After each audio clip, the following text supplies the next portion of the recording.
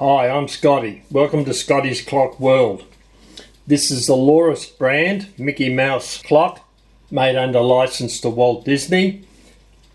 Laurus made heaps of these clocks in the 70s and 80s. This is a later version than that. They're actually made by Seiko in Japan, the company, and sold through the Laurus brand in the USA. That's the back of the clock. It's an alarm clock. We'll put a battery in. Goes that away.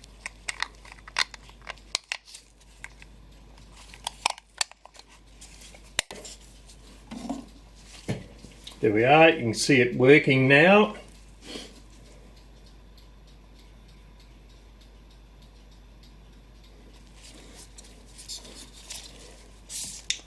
This is the alarm button, puts it on, turns it off. I've set the alarm for 1 o'clock, that's why it's working. So we'll put the alarm on and listen to it.